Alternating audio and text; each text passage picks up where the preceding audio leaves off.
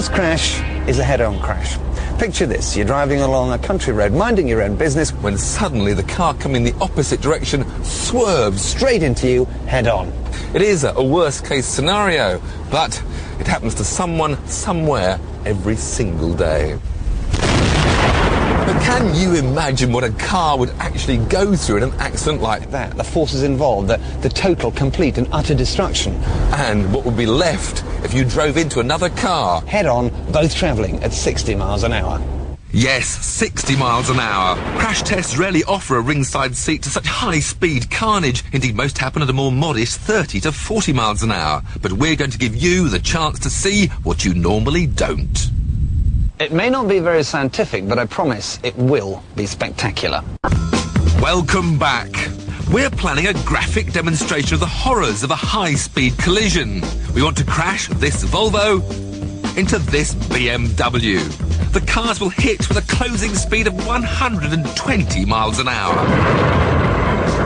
So, how are we going to do that then? Stage 1, buy some cars. I found this BMW 525 and Volvo 960, both full of tax and MOT, and both for about £1,000. Stage 2, crash them. Now, Tiff and I could have got into these cars, driven at each other, and then at the last moment, jumped out. But Quentin wasn't keen. So enter Dr. James Brighton, an engineering expert who's pretty handy with hydraulics and knows his way round Radio Shack. We've commissioned him and his team to make our cars controllable by remote control. The ultimate big boys' toys. We're creating a typical head-on accident at typical speeds with typical cars, except they're remote controlled. The tension is high. To capture the carnage in as much detail as possible, we've got 3 ruggedized ultra-high-speed film cameras, 3 digital cameras normally used for military research, and a camera the size of a thimble transmitting the onboard view. All in order to show you what you never normally see.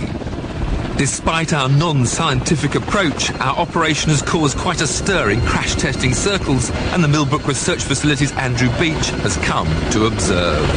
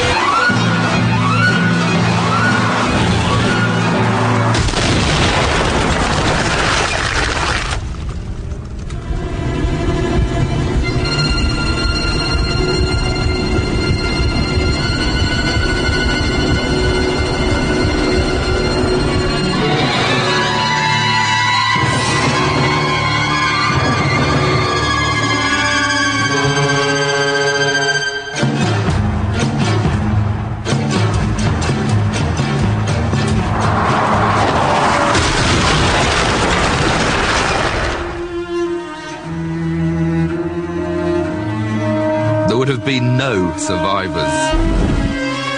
Airbags would not have helped.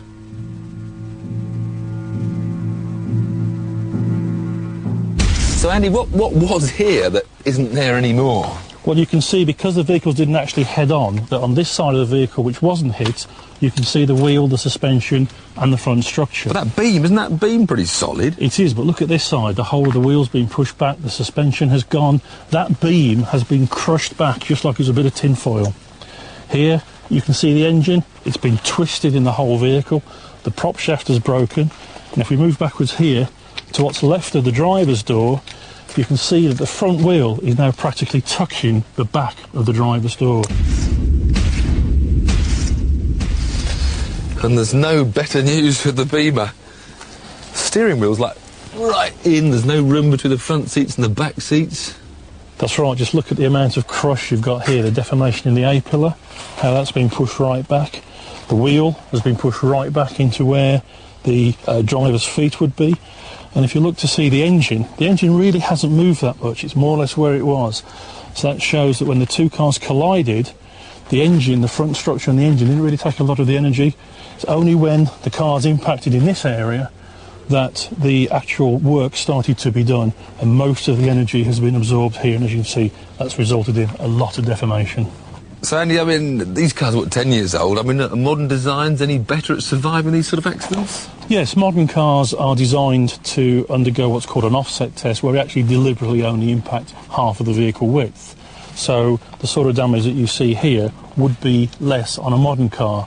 But I have to say, this 60 mile an hour test, compared to we test at 40 or legally 35 miles an hour, is still way above what a modern car would be able to survive.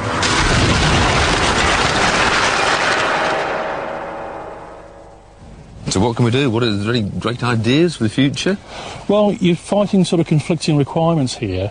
You've got the requirement of keeping the passenger compartment rigid so that the occupants don't get crushed, but then you also want to make the front of the car nice and soft so it absorbs as much of the energy as possible.